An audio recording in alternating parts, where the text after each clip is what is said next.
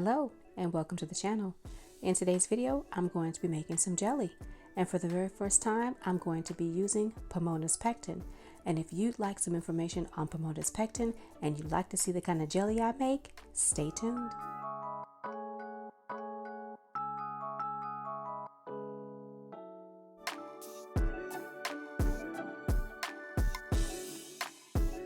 Before I get started, I have to open up the packaging. Now, the reason why I decided to go with Pomonas Pectin, everything you see here I bought with my own money. Pomonas Pectin is a low sugar to no sugar alternative. And it seems like all the other pectins on the market all promote using a lot of sugar. And that's not something I want for me or my family members. So this was the decision that I made to try to use a Pomonas Pectin. Now it comes with instructions and ingredients. This is instructions on how to make jam and jelly with a juice concentrate. And let's see, a jam and jelly with stevia concentrate. And then some helpful hints. It comes with a jam and jelly recipe at the bottom. This looks like for fresh fruit. And on the back, it says congratulations for the purchase of this pectin. It also talks about the recipe book, which I have had for several months now. I bought this before I bought the pectin. I wanted to see what all the hubbub was about. And there are several recipes in here that I will be making in the future because they sound really, really delicious. And they could be used for more than just jams and jellies. They could be used for marinades, for spicing up something that you've already cooked. And so it also gives you recipes on this side as well for jams and jellies with unsweetened bottled juice that can be used. So I'm going to be looking this over before I get started because I've been looking at the recipe book. I've been looking at the several ball preserving books. And I haven't quite come up with exactly what I needed to put this recipe together, but I'm going to have it together before this is all over. This is the calcium that you have to use to make all this come together. This is a 1 ounce pouch, and it comes with the pectin. And on the label, it says that it is a 1 pound, which is 100% low citrus pectin. It has no sugars or preservatives, and it will keep indefinitely. So I need to make sure that this does not get wet. I'll be putting this in a some type of food safe container and closing it up. But I will be needing to use some of this calcium water to activate the pectin. So let's get started. I have decided to use the instructions that came with the pectin and the calcium water. It talks about a jelly with an unsweet bottled juice can be used, and I'm going to be using a pomegranate plum as well as a black cherry plum, and I'm going to use the black cherry plum first as my tester jelly. And so I'm going to use that with the lemon juice, honey, and calcium water. So let me get my ingredients and then let's go to the stove. My water bath canner is on and coming up to temperature.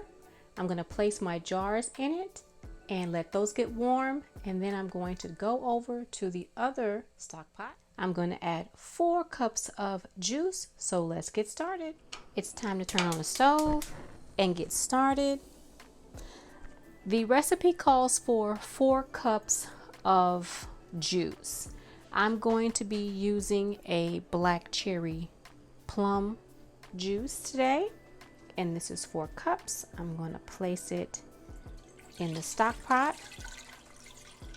Now I'm going to be doubling this recipe. This recipe calls for 4 to 5 jars once it's completed. So I'm going to get 4 more cups of juice so I can double this recipe. Perfect. I have another 4 cups of juice, so I'm going to put that in.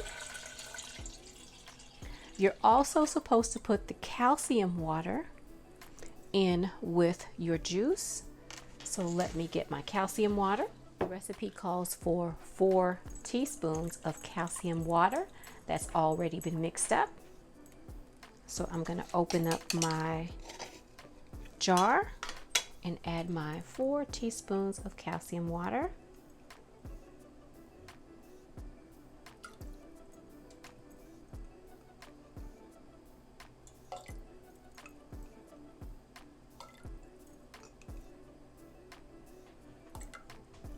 There we go. And again, I'm doubling this up.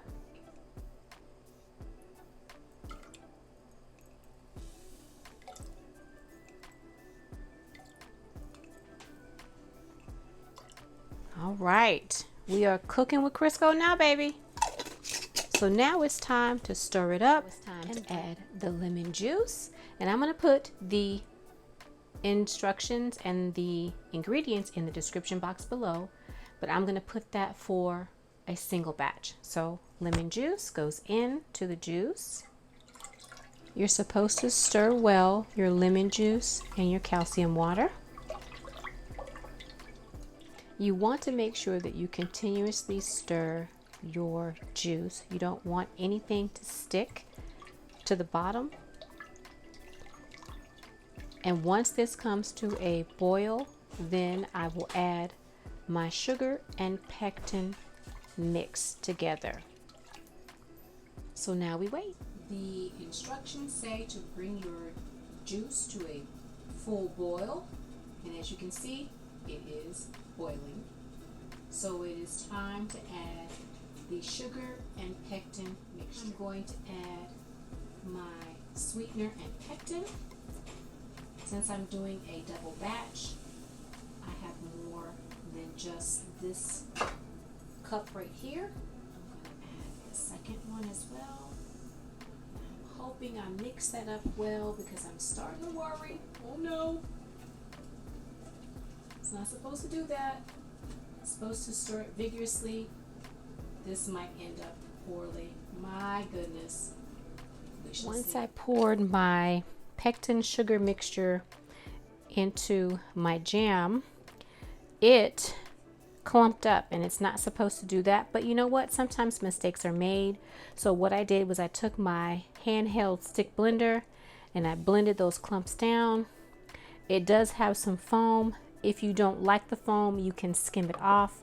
I'm not concerned with the foam. So now I'm going to get my jars and begin to ladle this in, and I'm hoping, fingers crossed, that this does gel up and it turns out to be a great tasting jelly. I'm making this jelly for a Christmas gift, so we shall see. Let's get this jarred up. I just took the jars out of the canner. I have them off to the side, and I'm going to start filling my jars with this beautiful looking jelly, hoping not to get it everywhere.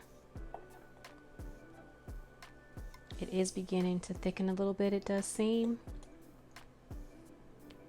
So I'm just going to ladle it into my jars as quickly as I can and get them back into the water bath canner. And I'll show you what that looks like. Let's see. I dribbled a little bit, but that's okay. I'm going to clean that up. I'm going to take my distilled vinegar and a paper towel, clean the rim like so. It does have some film on the top. If you don't want film on yours, you can skim the film off. I'm not concerned about this, so it's going to have a little film. It'll be all right. I'm going to fill the rest of my jars, and then I'll be right back. It's time to take the jam out of the canner, and I'm hoping I don't have any issues. I had to get my hot pad. Look at that jam. I can tell you, I have to cross over you guys. I can tell you that the jam does set up. So let me get this out the canner and I'll be right back. The jelly has turned out nicely. Look at that. Beautiful.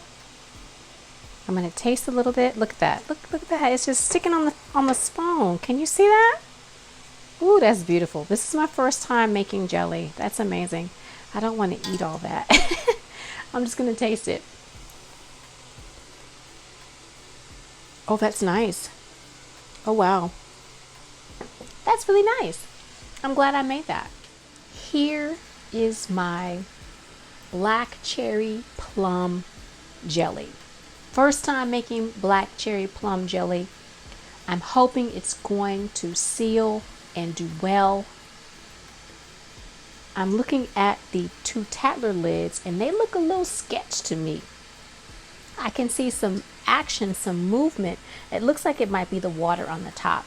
We shall see. I'm using 3 different lids, 2 Tatler lids, and a lug lid. I think I said lid.